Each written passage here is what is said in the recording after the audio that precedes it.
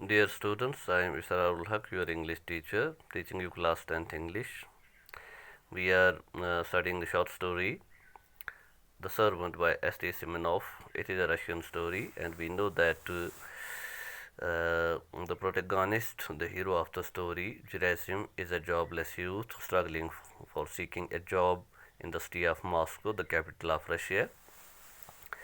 And finally, after struggling 3 weeks, when he didn't get any job, he approached one of the acquaintances, a coachman to a businessman, Mr. Igor Danlich.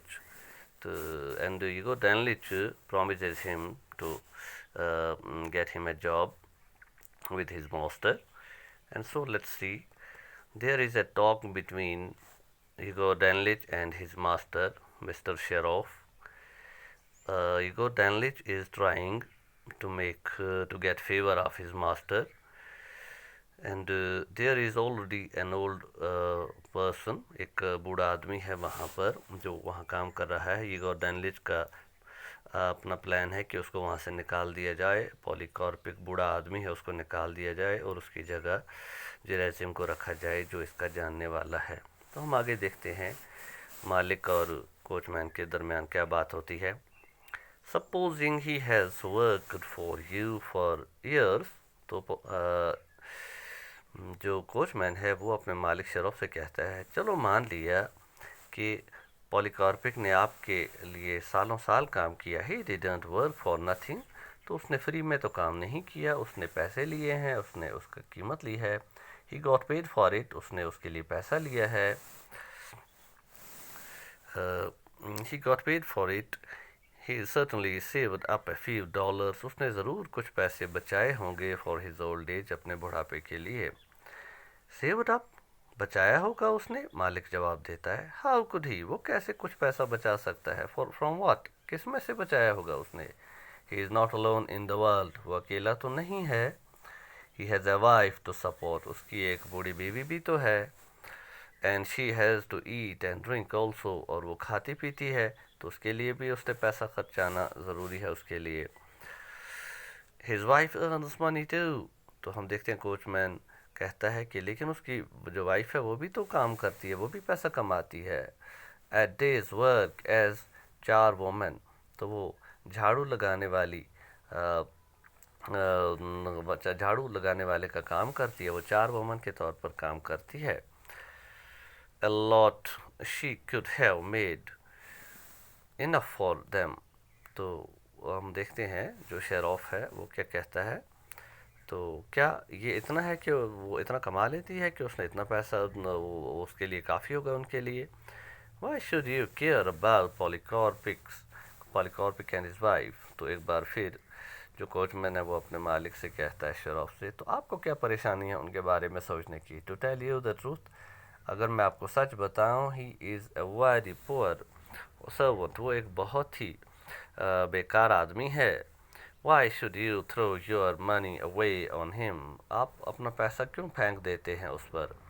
आप अपना पैसा फेंक रहे हैं, यानी इसका मतलब है ज़ाया हो रहा है. He never shovels the snow away on time.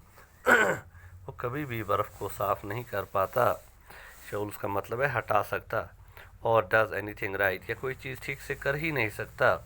And when it comes his turn to be night watchman. और जब रात को उसे ड्यूटी देनी होती है चौकीदारी की, he slips away at least 10 times at night. तो वो तकरीबन रात को 10 बार गुम हो जाता है, छुप जाता है. It's too cold for him, क्योंकि वो सर्दी बर्दाश्त नहीं कर सकता. You will see some day because of him you will have trouble with police. आप देखो किसी दिन उसकी गलतियों की वजह से आप पुलिस के पंजे में फंस जाओगे. Police the quarterly inspector will descend on us. तो जो इस एरिया का जो इंस्पेक्टर है वो हमारे ऊपर वो हम पर नाजिल हो जाएगा अताब बनकर. वो हमें प्रॉब्लम क्रिएट करेगा. And it won't be so agreeable for you to be responsible for polycarpic. तो आप उस वक़्त पॉलीकॉर्पिक की जगह जवाब नहीं दे पाएंगे. तो हम देखते हैं मालिक क्योंकि अच्छा आदमी है, वो नहीं निकालना चाहता एक बूढ़े आदमी को, तो वो जवाब देता स्टिल इट्स प्रेटी रफ, तो फिर भी ये बहुत बुरी बात है कि मैं उसे निकालूं। प्रेटी रफ बहुत बुरी बात, प्रेटी गुड मतलब बहुत अच्छा। She has been with me 15 years, यहाँ पर जो एस है he comma apostrophe s, it is not is, it is has, क्योंकि बीन से पहले इज़ नहीं लगता है, हैज़ लगता है। He has been with me 15 years, उसको 15 साल हो गए मेरे साथ काम करते हुए।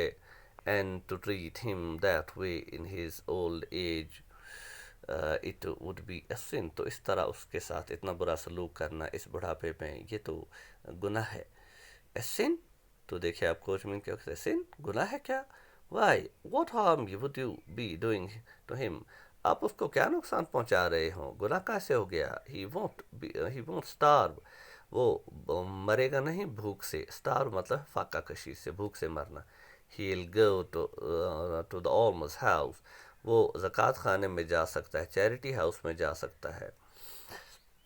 It will be better for him to, और वही जगह उसके लिए अच्छी है, to be quiet in his old age, क्योंकि इस उम्र में वो काम भी नहीं कर सकता है।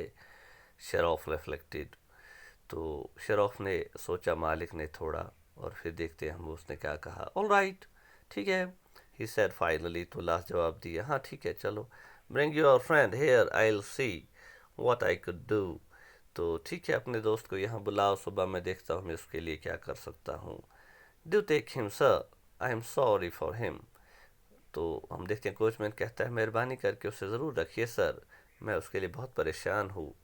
ही इज़ अ गुड बॉय, वो अच्छा आदमी है, and he has been without work for such a long time, और बहुत दिनों से उसके पास कोई काम ही नहीं है।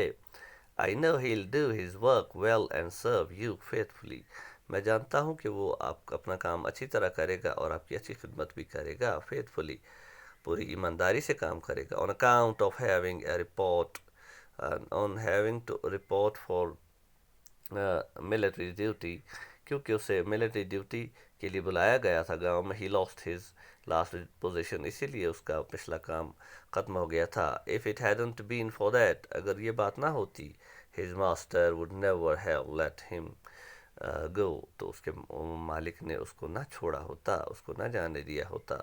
तो डियर स्टूडेंट्स, यहाँ पे हम आज का लेक्चर रोकते हैं।